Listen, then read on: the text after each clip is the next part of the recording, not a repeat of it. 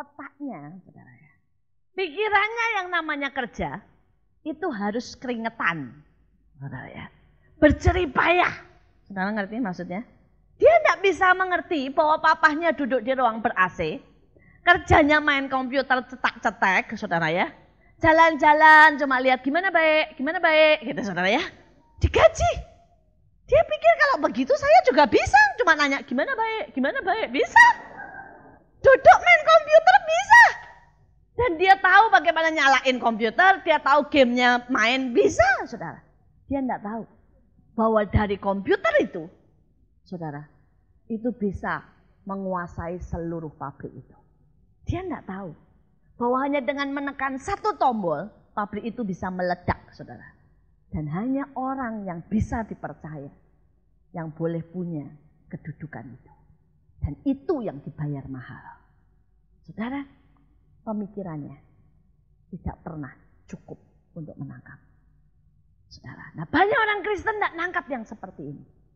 Mereka pikir yang namanya doa, itu pokoknya bahasa diulang-ulang. Tuhan Yesus tolong, Tuhan Yesus tolong, Tuhan Yesus tolong.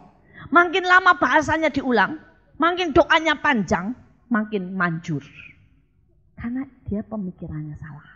Ada orang Kristen yang kalau doa memelas sampai nangis-nangis, ngemis. Aduh Tuhan, aku belalang, tolong. Sudah 3 hari tidak makan, tolong. Pikir dia, semakin jago ngemis, ya, semakin berkat Tuhan turun. Padahal saya nanya, kalau saudara sama pengemis ngasih berapa sih paling banyak? 5.000 tuh, lumayan itu sudahan. Biasanya 1.100, betul enggak? Tapi kalau sama anak, enggak usah nangis-nangis. Anak saudara datang, mah, besok bayar uang sekolah 200.000, keluar toh? Berarti bukan pinternya ngemis yang membuat keluar kan? Tapi hubungan, betul? Tapi karena pengertiannya enggak nyampe, maka doanya salah. Banyak orang Kristen masih kayak anak saya. Pikirnya yang namanya pelayanan itu mesti kerja keras. Kalau dia enggak banting tulang, ya, artinya saudara dia enggak menunjukkan hasil, enggak berprestasi di gereja, ya, enggak khotbah, ya, enggak megang kolektor, saudara enggak besuk, maka dia belum pelayanan. Dia enggak mikir bahwa yang namanya pelayanan itu bagaimana engkau bisa dipercaya oleh Tuhan. Engkau bisa punya ketepatan untuk melakukan apa yang Tuhan mau.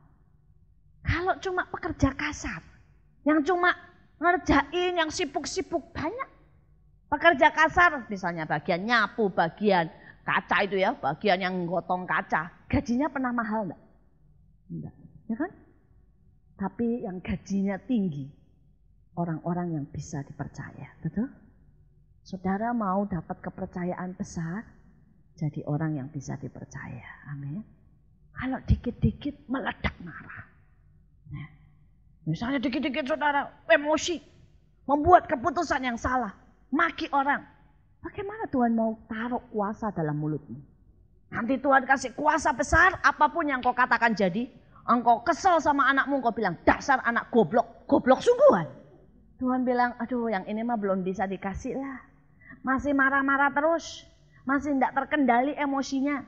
Jadi saudara tidak dikasih kuasa dalam mulutnya. Jadi mau ngomong goblok, goblok, goblok, anaknya tidak apa-apa, ya kan? Karena Tuhan bilang kasihan. Kalau aku kasih kuasa, nanti membawa kegagalan demi kegagalan. Bawa kehancuran demi kehancuran. Tapi orang yang bisa mengendalikan jiwanya, pikirannya, mulutnya, ada otoritas besar dalam hidupnya. Amin. Saudara, saudara ini pengertian. Ada orang yang kenapa tidak dikasih kaya raya? Tuhan bilang kalau dikasih kaya raya, istri langsung 3. Tuhan bilang, nah udahlah. Mendingan mepet terus saja supaya istrinya tetap 1. Saudara, setiap orang itu diberikan kepada Tuhan sesuai dengan pengertiannya. Mau ngomong pengertian banyak. Ada orang salah soal iman. Mereka iman, mereka berpikir kalau mereka ngomong banyak, itu iman. Jadi misalnya begini. Mereka sakit, terus mereka bilang, enggak sakit, enggak sakit, enggak sakit, iman. Dan ada yang sampai beribu kali ngomong, enggak sakit, tetap sakit, saudara ya. Karena itu bukan iman. Itu bukan iman. Iman adalah saudara menangkap rema dari Tuhan. Menaruh di hati. Memperkatakannya. Tapi setelah dapat, rema. Saudara. Nah, ada banyak yang salah kaprah soal pengertian. Sekali waktu saudara, kami punya seorang pemimpin, salah satu pemain keyboard yang stres. Saudara, dan dia mainnya itu ngacok lah saudara ya, karena namanya juga orang stres. Pada waktu itu kami mau KKR, mau Natalan saudara. Dan semua pemain musik datang ke tempat saya dan berkata, saya tidak mau main sama dia. Kalau dia main, tidak usah, kita tidak usah main. Karena kita harus memberikan kepada Tuhan yang terbaik. Nah, malu kan? Kalau main ya ada salah-salahnya. Terus dia ngacok, malu kan? Bahkan pemimpin pujiannya datang ke saya dan berkata, kalau dia ikut main musik, saya tidak mau mimpin pujian. Daripada kita bikin malu Tuhan, ya, lebih baik tidak usah main. Saya tidak bilang apa-apa. Saya doa. Dan saudara tahu apa yang Tuhan jawab? Tuhan bilang begini. Kalau aku mau yang sempurna, aku tidak pernah cari manusia. Aku suruh malaikat aja yang nyanyi. Yang main musik. Tidak ada kok permainan manusia yang sempurna. Kalau aku cari yang terbaik, aku tidak butuh kalian. Yang aku cari itu hati. Karena belas kasihan lebih penting dari persembahan, ada ayatnya. Dan saat itu saudara, saya nangis. Karena Tuhan ngomong begini. Mereka itu mempersembahkan yang mereka pikir baik. Tapi mereka mempersembahkan kotoran di hadapanku. Kesombongan. Kadang-kadang kita berkatakan, aku mau kasih yang terbaik. Tapi sebenarnya itu adalah kesombongan kita. Pride kita. Kita sedang mempersembahkan kotoran. Bukan dupa yang harum. Saudara, tapi saya bersyukur. Pada waktu saya jelaskan, mereka menangkap. Mereka main akhirnya, walaupun dengan resiko jelek. Saudara, seringkali kita itu salah pengertian kita. Cara mikir kita selalu salah. Ada banyak orang. Mereka pengen bikin misalnya sesuatu acara. Butuh uang. Kemudian mereka bilang, ayo ya, kita bikin kupon. Kita bikin pasar. Ya. Kita minta jemaat satu persatu. Kelihatannya baik. Tapi coba, saya pernah lakukan itu. Saya bukan tidak pernah, saya pernah. Tapi Tuhan bilang, kenapa kamu mengemis sedangkan engkau punya Allah yang kaya? Jadi jangan sampai kita itu salah pemikirannya. Kalau salah pemikirannya, habis. Kita tidak punya yang namanya sumur. Kita tetap Kristen kanak-kanak. Saudara, Kristen kanak-kanak. Ya. Saudara, Kristen kanak-kanak cuma bisa ribut satu sama lain. Pengertian ini membuat saudara tidak marah kepada saudaramu yang lain. Saudara misalnya, yang satu saudara. Ya. Saudara doa dengan cara saudara nangis. Tapi saudara tahu ya, bahwa dari kecil dia memang doanya begitu, nangis. Ya. Saudara tidak langsung bilang, doa kok nangis-nangis. Ya. Tapi saudara berkata, bagus ya, setiap kita itu berbeda. Tuhan taruh beban untuk menangisi bangsa. Pengertian itu membuat kita saling menerima. Ya. Saudara, pengertian itu membuat kita bersatu.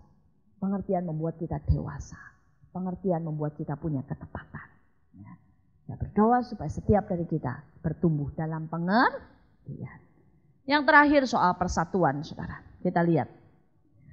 Kejadian 26 ayat yang ke-25. Sesudah itu Ishak mendirikan mezbah di situ dan memanggil nama Tuhan.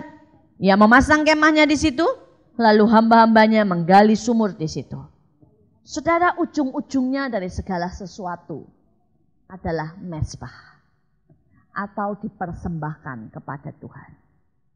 Kalau saudara mau punya persatuan, saudara mesti ingat bahwa apapun yang saudara buat bukan buat kita, bukan buat keluarga kita, bukan buat gereja kita, tapi ujung-ujungnya buat Tuhan.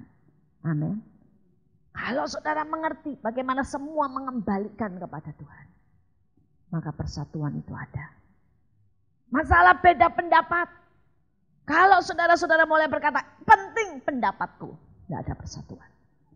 Tapi kalau mulai saudara kembalikan ke Tuhan, tidak penting pendapat siapa yang benar. Yang penting pendapat Tuhan. Amin. Beda. Saudara ribut tentang siapa yang pantas jadi ketua. Saudara, kalau saudara mulai kembalikan ke Tuhan dan saudara berkata, tidak penting siapa yang jadi ketua. Tapi penting siapa orang yang ditunjuk Tuhan. Saudara akan lain.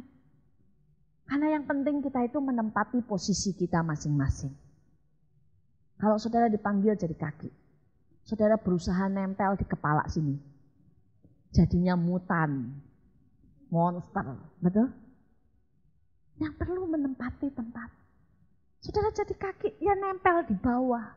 Saudara tidak bisa bilang, kok aku di bawah terus? Kapan sih aku naik ke atas? Loh, kaki kok minta ke atas? Kalau saudara rambut ya di atas, betul? Sama-sama rambut ya tidak selalu di atas, kok ada yang di bawah kok. Nah, saya bilang, ini saya sama-sama rambut, kenapa saya rambut yang di bawah bukan yang di atas misalnya. Saudaranya di kaki rambutnya. Loh, rambut kaki kok minta di atas. Saudara, banyak orang itu protes saja, saudara. Ya. Dia bilang sama-sama gembala. Kenapa aku dipercayakan domba 30? Sedangkan dia dipercayakan gembala domba 10.000. Loh, bagian kita itu masing-masing. Kalau engkau menggembalakan 30 dan semua jadi besar. Jadi pemimpin pujian yang benar, jadi gembala yang besar, jadi semuanya yang baik. Saudara, upahmu sama dengan orang yang menggembalakan 10.000. Betul? Sama. Tapi daripada yang satu 10.000 dan tidak menggembalakan dengan baik. Berantakan. Maka yang dapat upah besar di surga yang menggembalakan 30. Tapi dengan setia semuanya tergembalakan. Saudara, tidak usah iri dan lihat orang lain. Seringkali kenapa kita iri? Karena kita pikir bahwa kita perlu bersaing. Saudara, tukang bakso bersaing sama siapa? Tukang bakso. Nah, ada tukang bakso bersaing sama salon? Nggak ada lah. Betul nggak? Kalau sama salon, saudara ya, bukan bersaing, saling mendukung, betul kan? Salon sembari nunggu pesan bakso, betul kan? Bakso ada di depan tukang salon, nggak masalah, tukang salonnya nggak merasa bersaing. Ya, karena saling melengkapi, yang lapar bisa ke tukang bakso. Tapi begitu tukang bakso sebelahannya bikin bakso lagi, kesal. Kenapa? Sama-sama tukang bakso, betul? Bersaing. Ada salon sebelahnya atau depannya buka salon, kesel.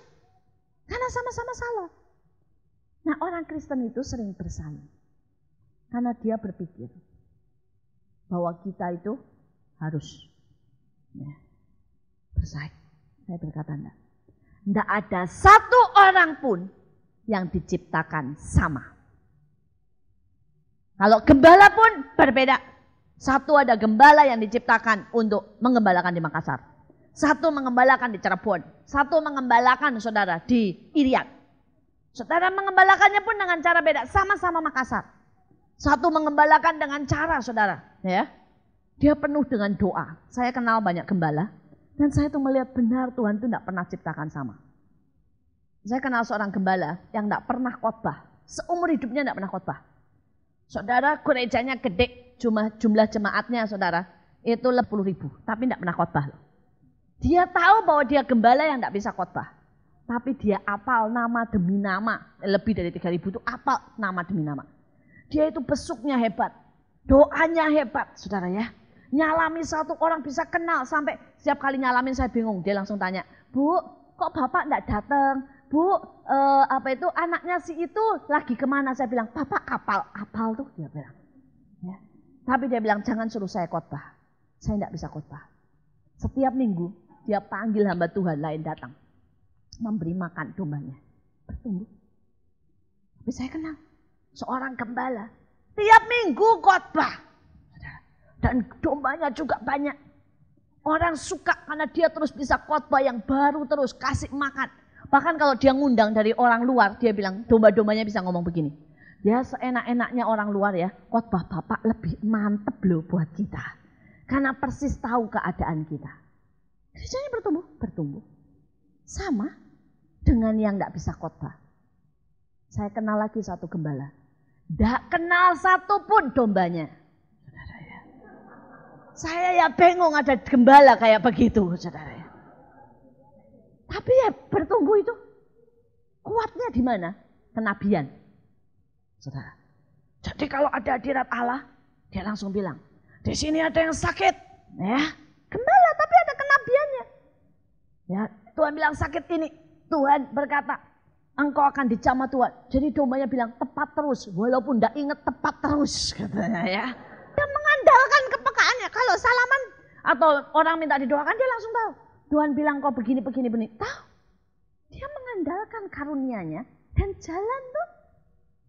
Saya sudah lihat semua gembala-gembala. Ada gembala yang jago besuk, saudara. Ya. Berkembang, dia besukin satu-satu. Padahal saudara ya, ini dia tidak bisa khotbahnya tidak bagus, pas-pasan. Ya, tidak punya karunia. Tapi jemaatnya semua berkata, saya diberkati punya gembala yang selalu turun sampai ke bawah-bawah. Bertumbuh. Jadi kita tidak perlu bersaing. Karena kita ini dibuat begitu unik.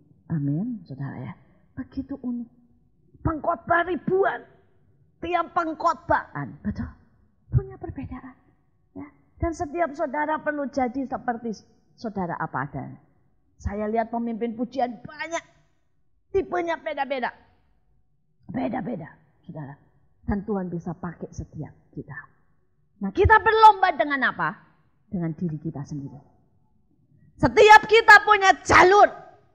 Punya target yang Tuhan tetapkan. Punya destiny harus tuju. Nah, saudara harus kenali panggilan. Lari di trekmu habis-habisan. Dan engkau berlomba dengan dirimu sendiri. Tidak usah ribut berkata. Orang itu bayar kayak saya enggak? Loh saudara, saya mau bilang. Sesama atlet. Betul ya? Saya ambil contoh satu atlet pelari. Satu atlet angkat besi. Yang atlet angkat besi suruh makan daging, suruh makan karbohidrat sebanyak-banyaknya. Ya, karena badannya harus kuat. Berat badannya harus mencapai 100 kilo lebih. Ya, buat angkat besi yang berat-berat. Yang atlet lari dipas makannya. Tidak boleh banyak. Kalau berat badannya naik sedikit suruh diet turun lagi. Terus dia bilang ini, kok gitu ya? Dia sama-sama atlet. Dia boleh makan telur 5. Saudara Adi Rai, saudara tahu? Sehari makan 20 telur mentah. Ya, supaya badannya bisa gitu. Tapi atlet lari, makan 5 telur setiap hari, bisulan. Beda. Terus dia bilang, tidak adil. Ya, kenapa dia dapat 20, saya dapat 1 telur? Tidak bisa. Karena panggilanmu berbeda. Amin. Seringkali kita bilang tidak adil. Ya. Dia dapat BMW. Ya. Tuh hamba Tuhan itu dapat BMW. Kenapa saya dapat sepeda? Ya. Tuhan bilang beda nak. Ya. Kamu atlet lari. Kalau ke kampung dapatnya BMW tidak bisa nembus kampung. Ya. Tapi ke kampung butuh sepeda. Supaya masuk ke kampung-kampung. Betul kan? Nanti di surga upahnya sama, saudara ya. Bahkan mungkin yang ke kampung lebih gede dari yang BMW. Tapi Tuhan bilang, kenapa aku mau yang di BMW? Lu enggak bisa. Tukar tempat enggak bisa. BMW dia perlu melayani artis. Kalau enggak naik BMW enggak dipandang sama artisnya. Loh Tuhan itu tahu. Ya. Saudara, saya pernah disuruh nyoba sama Tuhan. Ya, untuk pelayanan yang berbeda. Ya. Saudara, saya kan banyak melayani pemulung, anak-anak jalanan, orang-orang miskin. Bau, saudara ya. Terus kemudian orang-orang yang bajunya kucel-kucel kumuh. Terus saya bilang, saya punya teman sama-sama sama saya. Ya. Bertumbuh sama-sama, pelayanan sama-sama. Dia pelayanannya itu gereja, dia itu penuh artis, saudara. Saudara, nah saya tuh pernah bilang sama Tuhan, ya enakan dialah pelayanan di artis ya, daripada saya pelayanan di pemulung. Terus Tuhan bilang gini, kamu tak kasih coba ya, ngerasain di tempat dia sekali. Saudara, dan tiba-tiba teman saya ini manggil. Dia bilang gini, In, tolong pimpin persekutuan wanita ya, yang artis gitu ya. Dia bilang, kamu pegang deh sebulan khusus. Saya pikir oke, karena Tuhan sudah bicara seperti itu. Jadi saya ke sana. Saudara, ternyata tidak seindah yang kita lihat. Rumput tetangga itu lebih hijau kelihatannya. Ya. Saudara, pada waktu saya masuk ke sana, saudara. Saudara tahu artis kan ya? Pakaiannya saudara cantik, glamor semuanya. Saya itu begitu datang dipandangin kayak mbak pembantunya. Saudara, saya langsung mikir, aku ndak betah. Di pemulung aku paling cantik, di sini aku paling jelek. Gue bilang, ndak enak kali yang paling jelek katanya ya. Bahagia mana? Coba, lu paling cantik atau paling jelek? Ya paling cantik lah. Itu belum apa-apa, saudara. Kebaktian bilangnya PA jam 7. Jam 8 itu baru satu yang datang.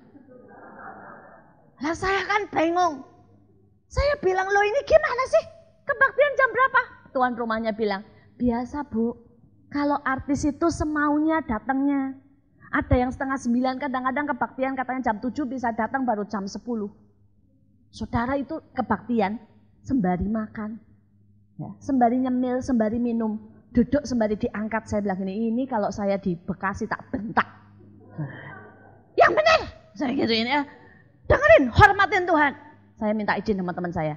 Ini kalau tak bentak sedikit gimana? Jangan, lari kalau kamu bentak. Kamu di sini mesti sabar, katanya ya. Ngelayanin mereka satu-satu. Dibentak dikit membal, katanya ya. Saya bilang, jadi kamu kayak begini. Ngelayani mereka, nurutin mereka sampai mereka berubah pelan-pelan. Iya, lamain, katanya ya. Terus kamu jadi kayak babunya mereka. Jadi saudara, teman saya ini kayak babunya mereka, saudara ya. Mereka mau datang jam 10 ya, kebaktian mundur jam 10 ya. Saudara, dia bilang, iya kita kan harus jadi hamba. Betul, cuma aku enggak betah. Aku bilang begitu ya. Saya enggak betah, saudara. Dan dia memenangkan banyak artis dengan modelnya seperti itu. Saya enggak betah. Saya baru sadar, enggak seindah warna aslinya, saudara. Saya bilang, Tuhan aku enggak betah suruh melayani artis. Ya, Tuhan bilang, karena itu tak kasih pelayanan di pemulung. Karena aku tahu kamu enggak kuat di situ nak, kata ya. Jadi tiap orang itu berbeda, saudara ya. Iri dengan pemandangan yang engkau lihat. Seringkali kita iri dengan apa yang orang lain lihat, saudara. Bahkan orang iri dengan suami orang, dengan istri orang. Saya punya seorang teman, dia bilang sama Tuhan, Tuhan, kalau saya menikah, saya minta suami yang tidak pernah marah. Karena papahnya itu galak banget, saudara ya. Jadi dia bilang, saya minta suami yang tidak pernah marah. Saya minta suami yang lembut, selalu memperhatikan, selalu nolong, mendahulukan orang lain. Kelihatannya baik tak? Betul tak? Dan dia bilang, buat itu saudara. Dan benar, Tuhan itu menjawab doa. Dia dapat suami yang seperti itu, tidak pernah marah, mendahulukan orang lain, ramah saudara ya. Suaminya dokter, dia minta suami yang dokter supaya bisa merawat dia. Cuma kuat 10 tahun, cerai. Saya nanya, loh kok bisa cerai sama suami yang tidak bisa marah? Harusnya kalau tidak bisa marah kan tidak bisa cerai itu ya saudara ya. Dia bilang, ibu tidak tahu sih. Suami saya itu ya, satu pasien bisa 1,5 jam. Karena tidak bisa marah dan pasien dia janda semuanya. Didengeri 1,5 jam. Pulang bisa sampai jam 12 malam ngurusin janda-janda. Tidak bisa marah bu, katanya ya. Kalau di rumah sakit dikelilingi suster, diciumin suster, tidak bisa marah, senyum terus. Orang lain dokter itu cuma 1 kali tugas 1 bulan. Dia bu, 1 minggu bisa 3 kali tugas. Mendahulukan orang lain. Dia jadi istrinya tidak pernah kebagian. Tidak pernah ada waktu. Terus dirubungi sama orang-orang lain. Tidak kuat saya bu. Saya tidak kuat. Cerai. Jadi jangan pernah lihat rumput tetangga. Karena yang engkau pikir baik, belum tentu baik buat engkau. Ya, tapi belajar berkata, berikan kepadaku yang terbaik. Balik.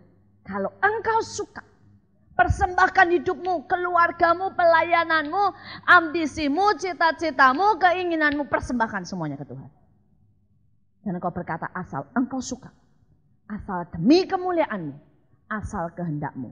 Jadi. Oke? Dan aku ini cuma hamba. Aku cuma meletakkan semua persembahan. Kalau Tuhan suka. Saudara harus rela direndahkan seumur hidup.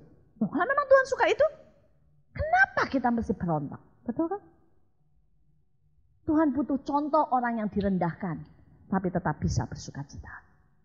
Kalau Tuhan suka bahwa kita miskin, tapi kita tetap bisa mengucap syukur. Kenapa kita mesti berontak?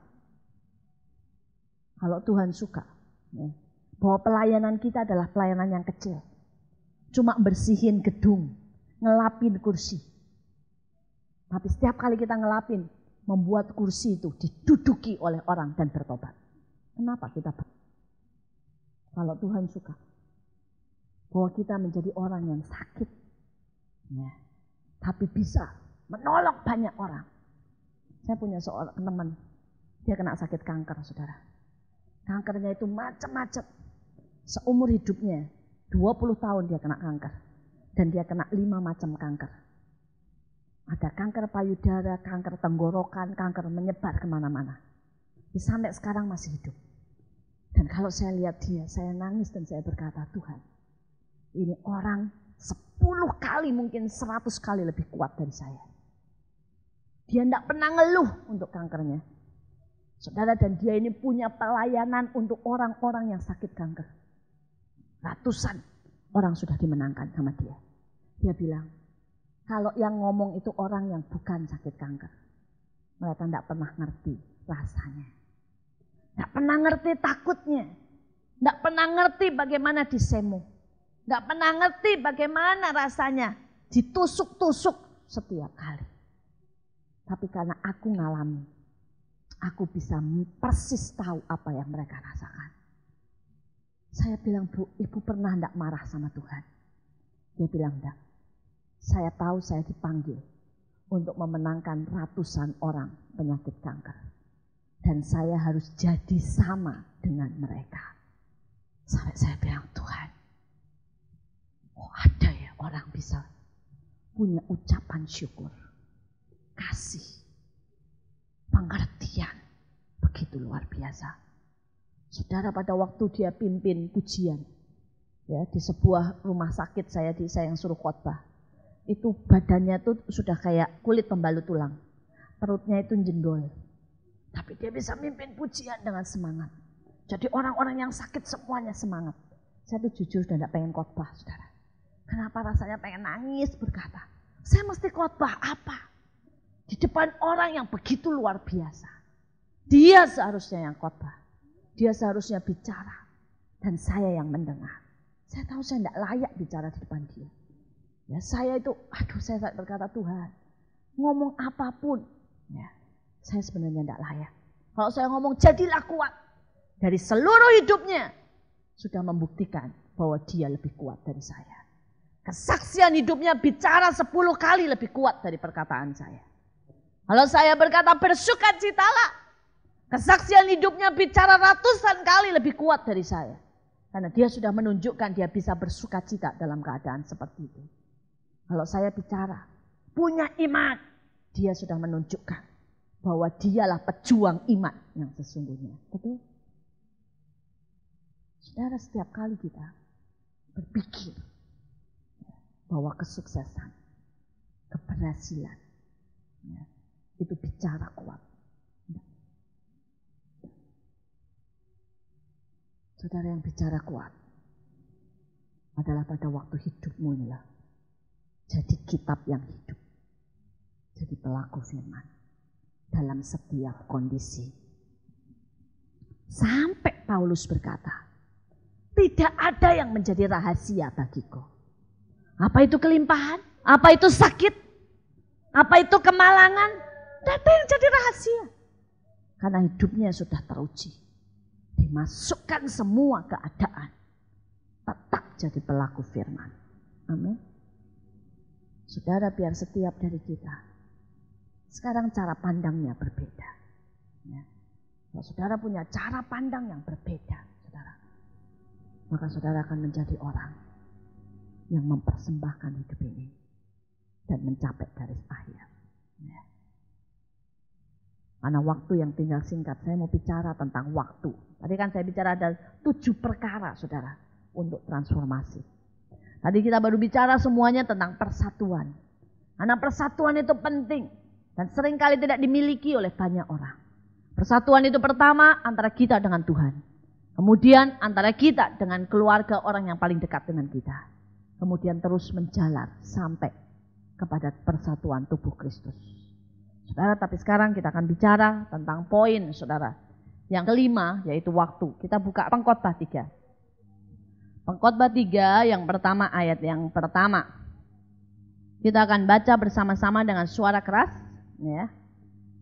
Oke, kita baca sama-sama 1, 2, 3. Untuk segala sesuatu ada masanya. Untuk apapun di bawah langit ada waktunya. Saudara, pengkhotbah berkata untuk segala sesuatu ada waktunya. Untuk apapun ada masanya. Saudara, kita perlu tahu yang namanya kairos atau waktunya Tuhan. Kalau orang tidak pernah menangkap kairos atau waktunya Tuhan, maka dalam hidup ini ada begitu banyak yang lewat, begitu banyak yang lewat. Demikian juga transformasi akan begitu mudah lewat dalam hidup kita. Mudah lewat dalam gereja kita karena kita tidak menangkap kairos, saudara. Atau waktunya Tuhan. Untuk segala sesuatu ada waktunya. Saudara, pertama soal waktu. Bahwa waktu itu tidak akan persis sama terulang. Saudara, jelas ya, tanggal 1 Januari 1993. Tidak akan pernah bisa terulang lagi. Betul? Tidak pernah ada lagi tanggal 1 yang kedua. Gitu. Tidak ada kan? Tidak pernah terulang. Saudara, pada waktu saudara umur 6 bulan. Tidak pernah terulang lagi. Pada waktu saudara pernah 8 bulan, tidak pernah terulang lagi. Pada waktu saya 10 tahun, tidak pernah terulang lagi. Waktu itu tidak pernah berulang, saudara. Nah, banyak anak Tuhan tidak pernah menyadari pentingnya waktu. Setiap kali waktu dalam hidupmu terjadi, itu engkau harus tahu. Engkau harus tangkap. Ya. Ada waktu di mana kita harus belajar. Kalau waktu untuk belajar kita tidak gunakan dengan baik, itu tidak akan pernah berulang lagi. Ada waktu untuk saudara mengasihi, itu tidak pernah berulang lagi. Saudara, saya selalu berkata, ada waktu di mana anak-anak kita kecil, nikmati itu. Karena itu tidak pernah berulang lagi. Ada waktu di mana anak-anak kita remaja, nikmati itu, saudara. Itu tidak pernah berulang lagi. Saudara, ada orang saudara membiarkan waktu pada waktu anak-anak kecilnya, ya, tidak dididik dengan baik. Saudara tidak membina hubungan. Mereka berpikir, masih kecil, tidak usah tahu firman. Ya, masih kecil, tidak apa-apa, nakal juga tidak apa-apa, masih kecil. Nanti dididik kalau sudah besar, lewat waktunya. Menurut psikologi dan menurut pendidikan, menurut Alkitab, anak yang lewat umur 12 tahun sudah terbentuk karakternya. Sudah tidak bisa lagi, saudara, untuk dirubah secara total. Tapi dari 0 sampai 12 tahun, itu masa kita mencetak karakter seorang anak. Saudara, seringkali kita melewatkan waktunya, saudara. Pada waktu remaja, itu waktunya kita jadi teman. Kalau kita tidak jadi teman anak kita, maka anak kita tidak pernah punya tempat buat kita di hatinya. Saudara, seringkali kita melewatkan. Kita pikir, saudara, bahwa anak kita tetap kecil. Ya. Ada orang, saudara, anaknya sudah mulai umur 12, 13 tahun. Cara mendidiknya, cara berpikirnya, dianggapnya anaknya masih umur 3-4 tahun. Diperintah, diatur persis. Tidak bisa. Kita mulai harus berteman. Itu bicara soal waktu. Ya. Demikian juga, saudara, di dalam pertumbuhan. Saudara, dalam hidup kita, ingat waktu tidak pernah berulang. Pada waktu saudara disuruh Tuhan melakukan sesuatu, jangan tunda. Karena penundaan tidak akan pernah berulang kesempatannya. Saya punya seorang teman yang bersaksi. Saudara, pada waktu itu tiba-tiba Tuhan berkata sama dia dalam hatinya, ya, besuk temanmu, ya, doakan dia, bawa dia untuk ngaku sebagai anak Tuhan. Walaupun sudah Kristen, Tapi orang ini dia tahu belum pernah lahir baru dan belum pernah sungguh-sungguh menyerahkan hidupnya kepada Tuhan. Saudara, dan kemudian teman saya ini bilang, nantilah, saya sibuk. Besok paginya dia mimpi tentang temannya ini. Tapi sekali lagi dia bilang, nantilah. Ya. Saya lagi banyak urusan. Saudara, hari yang ketiga, dia lihat di koran, temannya ini meninggal dunia. Dia kaget sekali. Dia datang ke sana, dia dengar temannya ini tabrakan naik motor. Dan Tuhan bilang, 1 jiwa masuk neraka. Gara-gara engkau tidak menanggapi pada waktunya. Saudara, saya kemarin berkata, ada banyak yang bunuh diri hari-hari ini. Dan saya kemarin membaca, ada seorang ibu, saudara, bunuh diri hanya gara-gara, saudara ya, tidak bisa menyekolahkan anaknya atau apalah, atau tidak bisa kasih makan anaknya, seperti itu. Coba pada waktu itu, ada salah satu orang Kristen di dekatnya, yang lihat ibu ini menderita, kasih uang. Ibu ini masih hidup sampai sekarang. Betul? Karena waktu itu menentukan banyak hal dalam hidup ini. Saudara, sukses tidak suksesnya seseorang tergantung dari waktu. Saudara bilang, kok bisa? Saya kasih contoh ya, saudara. Pada waktu itu di Jakarta sedang booming breaktalk, saudara. Itu roti abon yang ada selainya gitu, saudara, manis-manisnya. Saudara, itu pada pertama kali dibuka, saudara ya, harganya 7.000 satu biji kalau tidak salah. Orang antri. Terus kemudian, saudara, ada seseorang yang menangkap waktunya. Di Kelapa Gading itu, saudara ya, saya tidak tinggal di Kelapa Gading, saya juga tidak beli tanah di Kelapa Gading, belinya saudara di Bekasi. Tapi dealnya ketemu orangnya waktu itu di Kelapa Gading. Saudara, dan ada orang di Kelapa Gading, toko roti, menangkap itu.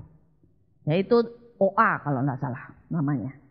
Dia buat tiruannya persis. Persis, mirip lah, walaupun tidak bisa persis banget. Harganya cuma 3.500, separuhnya.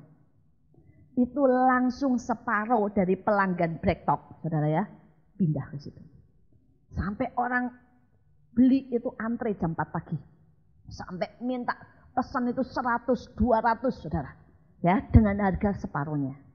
Begitu, saudara, OA seperti itu, orang lain lihat dan mulai berpikir, ya kita bisa kalau gitu niru. Mereka semua niru. Toko-toko lain semua niru. Tapi saya mau bilang sekarang, walaupun semua toko niru, tidak ada lagi yang antre. Tidak ada lagi yang dikejar. Tidak ada lagi yang seperti itu. Karena booming roti abon itu cuma 8 bulan. Setelah itu orang bosen dan tidak ada yang ngejar lagi. Saudara ngerti? Waktu itu menentukan. Orang tidak nangkap. Yang nangkap cuma 1. Saudara, itu jaraknya cuma 2 minggu. 2 minggu diluncurkan, dia nangkep, pegang. Yang lain nyusul setelah 6 bulan, 8 bulan, lewat. Tidak ada lagi yang ngejar roti abon. Saudara, nyatanya orang tidak pernah nangkap waktunya. Dia lewat. Kesaksian yang lain. Ada seseorang anak Tuhan ditantang. Pada waktu itu, saudara, gereja sedang mengadakan pembangunan. Dan kemudian ditantang untuk memberikan persembahan. Saudara, dan Tuhan mulai bicara di hati dia untuk dia mempersembahkan, saudara, yang besar, rumah. Karena memang gereja sedang butuh, saudara, ya, untuk dana yang besar sekali. Seperti yang saya katakan kemarin, seberapa engkau punya kekuatan untuk memberi, mempersembahkan sesuatu, seberapa engkau punya kekuatan untuk mendapatkannya. Saudara, dan ini 5 bersaudara atau 4 bersaudara, saya lupa. Saudara, dia mulai share sama keluarganya. Dan keluarganya yang satu bilang, iya, Tuhan itu bicara sama saya untuk mempersembahkan rumah. Dia tanya sama adiknya juga sama. Saya juga Tuhan suruh kasih rumah. Kenapa? Karena mereka ini memang bergerak di properti. Semua seluruh keluarga bergerak di properti. Jadi satu orang itu punya 3 atau 4 rumah. Terus dia mulai mikir gini. Ini aku 4 bersaudara atau 5 bersaudara. Semua sudah mempersembahkan rumah. Sudah cukup lah. Ya. Adikku sudah ngasih rumah. Kakakku ngasih rumah. Adikku yang lain ngasih rumah. Udahlah, saya enggak usah. Saya ngasih yang sedikit aja lah, 20 juta. Saudara, jadi yang lain itu jual rumahnya. 1 kasih ke gereja. Jual rumahnya, 1 kasih ke gereja. Saudara, 5 tahun setelah itu, ini orang sendiri yang bersaksi. Semua yang ngasih rumah saudaranya, itu propertinya deal, gede, deal.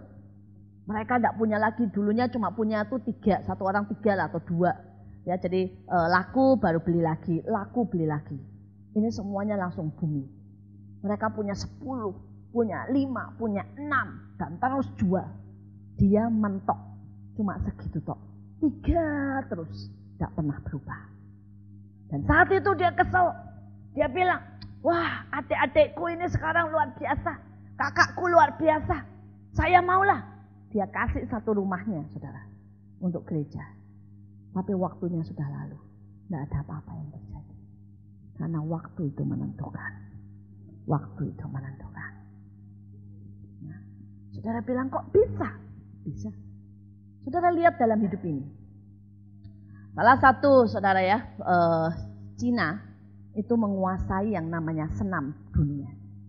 Saudara, dan Cina terus kemudian Rusia menguasai senam lantai. Saudara, saudara, dan mereka tanya, orang-orang nanya. Di negara-negara lain tanya, kenapa tidak ada negara lain yang bisa pernah menang terhadap Cina atau Rusia untuk senam lantai, ya, baik laki ataupun perempuan. Mereka berkata, karena negara lain tidak pernah mengenal waktunya. Rupanya saudara ya, anak yang paling bagus dilatih senam itu umur 4 tahun. Di atas 4 tahun saudara, tulang-tulangnya itu sudah kaku. Jadi mau dilatih kayak apapun, tidak pernah bisa sebagus yang 4 tahun. Nah, di negara lain tidak ada orang yang berani memaksa anak umur 4 tahun itu menjadi profesional. Kecuali negara komunis. Saudara ya. Kalau negara komunis itu katanya orang-orang sampai antri pengen jadi profesional. Karena kalau anak kayak begitu bisa ditemukan bakatnya umur 4 tahun, itu seumur hidupnya dijamin. Bahkan keluarganya ikut kaya, ikut enak bisa keluar negeri. Jadi saudara, anaknya itu didaftarin, dites. Dan anak yang ditemukan bakatnya bisa punya bakat senam umur 4 tahun, itu sudah dipaksa saudara. Ya kakinya ditarik ke kiri, ke kanan, sampai kadang-kadang anaknya nangis saudara ya, dibiarin. Saudara ya. Karena orang tuanya mau hidup anak ini sukses. Orang-orang barat, orang-orang bule, tidak ada yang mau anaknya menderita kayak begitu. Saudara, karena itu tidak bisa. Dia bilang mau dikaya apain. Kalau anak sudah 8 tahun, itu sudah kaku. Apalagi dia bilang, ada yang mau mulai belajar senam lantai umur 15 tahun. Tidak bisa. Buka begitu kaki aja tidak bisa, saudara ya.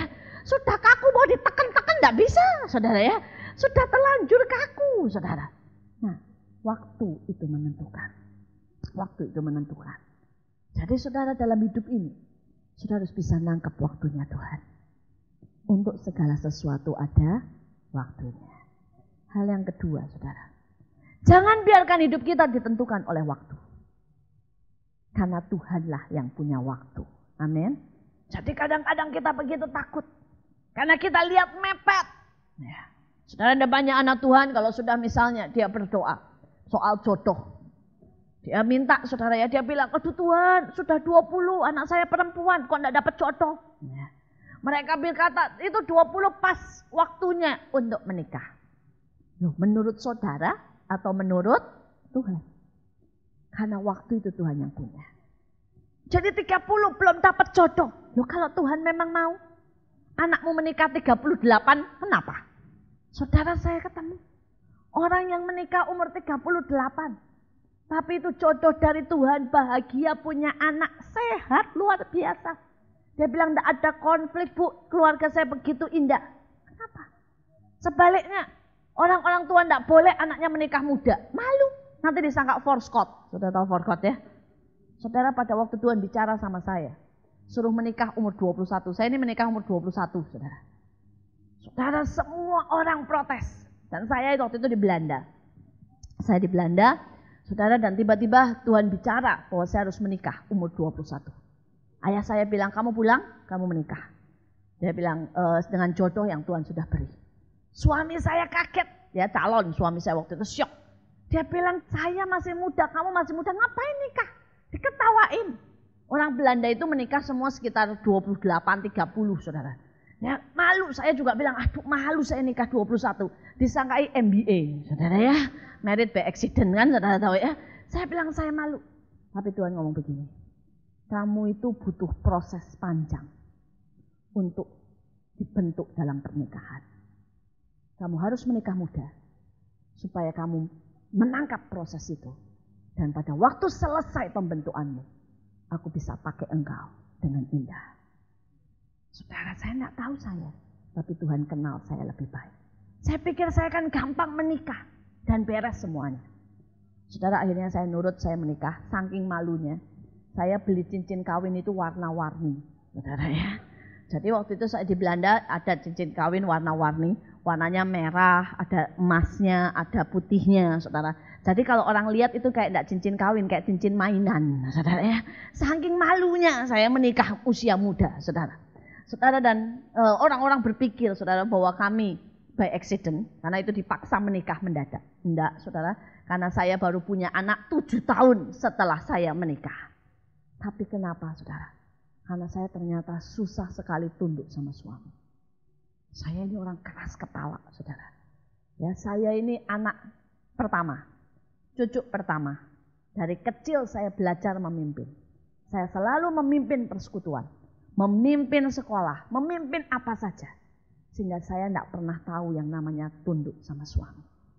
Keegoisan saya gede. Saudara ya, saya itu punya prinsip banyak sekali sehingga tidak bisa. Saudara, pada waktu saya menikah ceger, tidak ada satu hari pun tanpa keributan. Jadi artinya setiap hari ada keributan. Mulai dari masak, saudara, masak sayur aja loh saudara, itu ribut. Nentuin warna rumah, ribut, saudara ya. Saya mau biru, suami saya mau coklat. Masang karpet, ribut, saudara ya. Sampai saya tuh bilang, apa sih yang kita enggak ribut? Semuanya ribut, sampai soal jam mandi, jam bangun, ribut semuanya, saudara.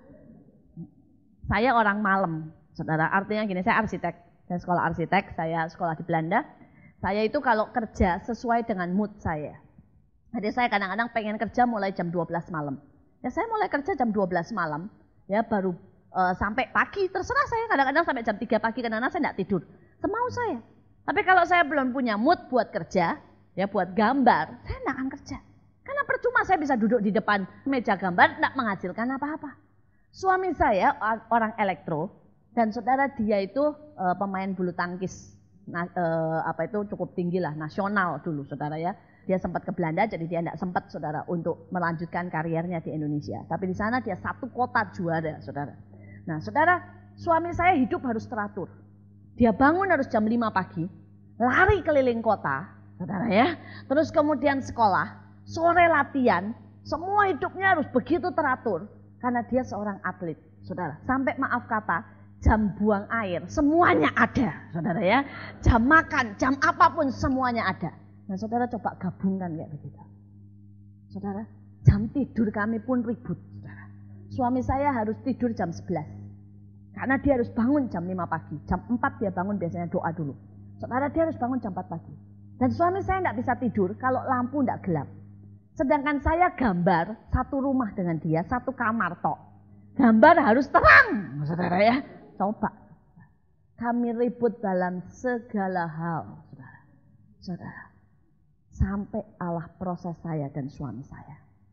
Kami diproses begitu rupa. Sampai suami saya menjadi orang yang fleksibel.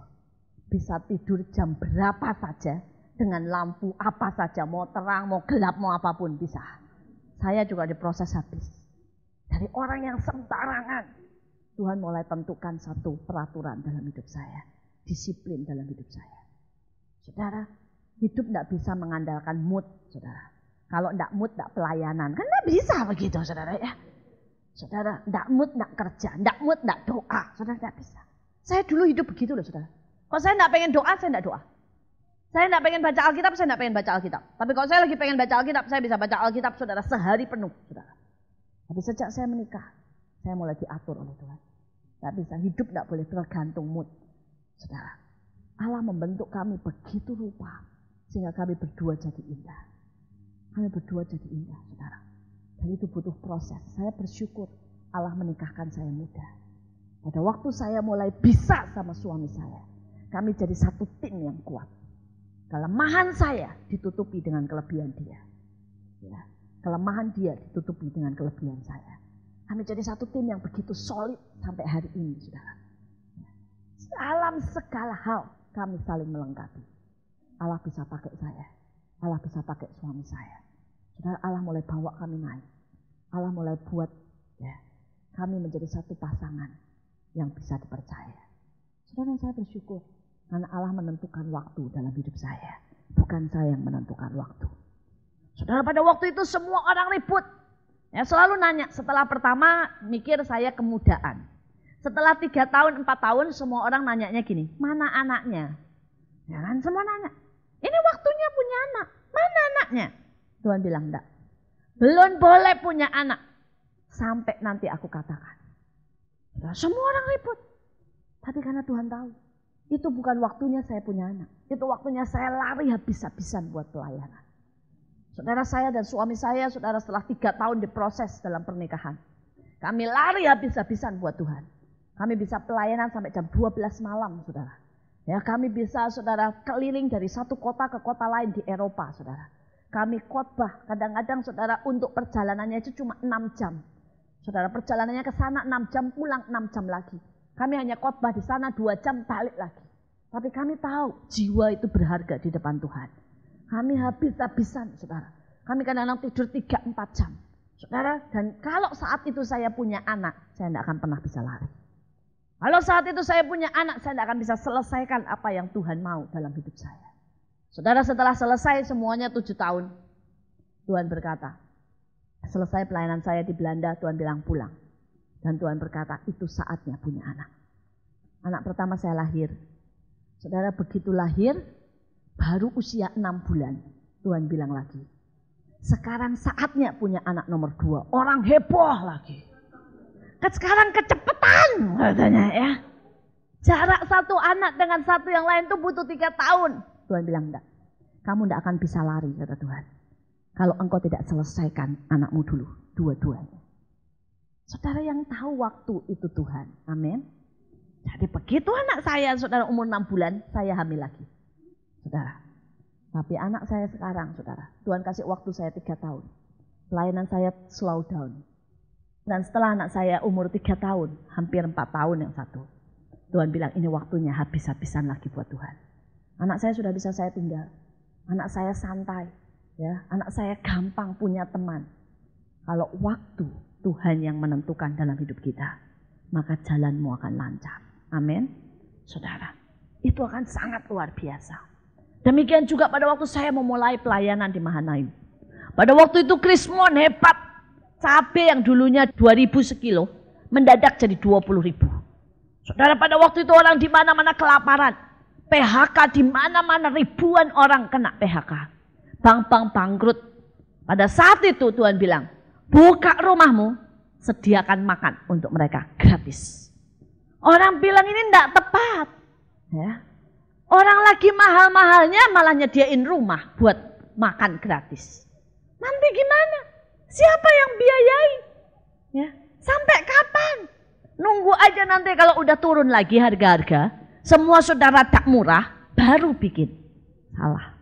Waktunya sekali lagi Tuhan yang menentukan. Pada waktu orang puncaknya butuh makanan, kami buka rumah. Saudara, orang datang. Itu pertumbuhannya, saudara, pesat. Ya, mulai dari 30 orang, 60 orang, 100, 400, 800, cepat sekali. Terus saudara, terus bertumbuh dan terus bertumbuh. Dan saudara, Allah mulai buka pertama sebulan sekali, kemudian seminggu sekali, kemudian tiap hari kami mulai buka rumah-rumah singgah. Di mana mereka bisa makan gratis, dapat pelajaran tambahan. Mereka bisa saudara dapat kebaktian. Saudara, itu domba Kedar dan Nebayot ribuan saudara kami jaring. Kenapa? Karena waktunya tepat. Waktunya tepat. Saya berdoa supaya saudara menangkap ini. Waktu itu sangat perlu. Sangat perlu. Kalau saudara bisa menangkap ini, maka saudara, hidup saudara akan menghasilkan sesuatu yang luar biasa. Ya, jangan biarkan hidupmu ditentukan oleh waktumu. Apa kata orang? Tapi biar hidupmu ditentukan oleh waktu Tuhan. Kalau saudara bisa menangkap ini, saudara akan lihat. Ya, Tuhan tidak pernah terlambat. Tuhan itu tidak bisa diprediksi. Natal itu adalah salah satu contoh dari yang namanya paradok. Saudara, di situ ada dua kejadian.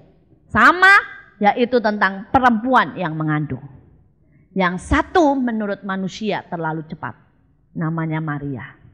Belum sampai menikah, baru tunangan. Sudah hamil. Itu terlalu cepat enggak? Menurut dunia itu terlalu cepat. Betul? Dunia bilang, kenapa sih Tuhan enggak mau tunggu sampai Maria menikah dulu? Kenapa sih Tuhan enggak mau tunggu sampai Maria lebih dewasa? Karena itu kemungkinan Maria baru umur 17. Karena orang Yahudi, saudara, itu tunangan baru boleh umur 16, saudara. Dari sekitar 16 dan 17. Saudara, dan itu masih terlalu muda untuk jadi seorang ibu. Tapi Tuhan tahu yang tepat. Saudara, sebaliknya, sama-sama Natal. Ada satu kejadian, Elisabeth mengandung, betul? Dan Alkitab berkata dia sudah tua. Sampai Sakaria bilang, aduh Tuhan, kita sudah tua, terlanjur mandul. Sampai orang-orang kan menertawakan aku, kata Elisabeth. Jadi di Natal itu ada paradok. Tuhan bilang, aku yang bilang kapan waktu yang tepat.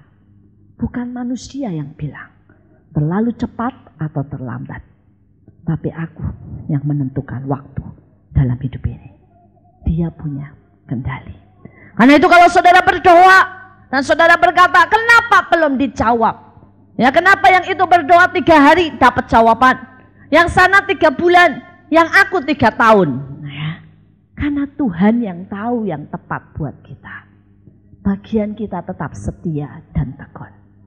Tapi bagian kita jangan sampai kelewat waktu di mana Tuhan melawat kita. Alkitab berkata, celakalah engkau Yerusalem, karena engkau tidak tahu pada waktu Allah melawat engkau.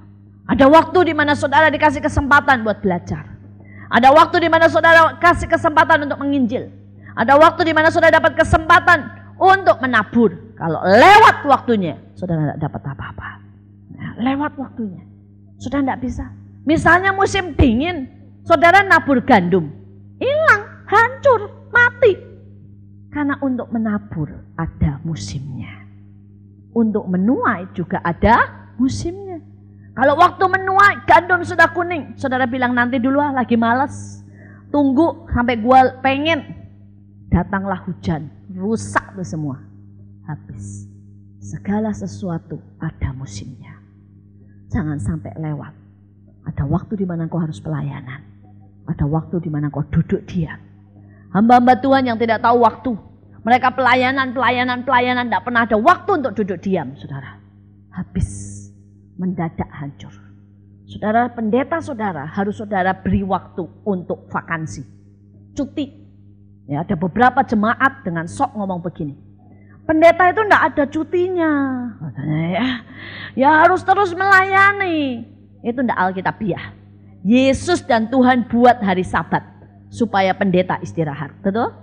Jadi pendeta kalau dari Senin sampai Senin 24 jam kerja, habis mati, dia lebih kuat dari Tuhan soalnya. Karena Tuhan saja istirahat. Dikatakan pada hari ke-7 Tuhan apa saudara? Istirahat. Saudara. Karena itu kita harus beri waktu untuk istirahat. Keluarga harus punya waktu untuk retret. Ya, semua ada waktunya. Ada waktu untuk mengasihi anak-anak. Ada waktu untuk mendisiplin anak-anak. Ada waktu saudara untuk saudara tangkap firman Tuhan. Ada waktu. Karena kalau saudara cuma tangkap, tidak pernah mempraktekkan, mati. Saudara jadi lautan mati yang kering. Saudara, setiap semuanya ada waktunya. Mari kita berdoa.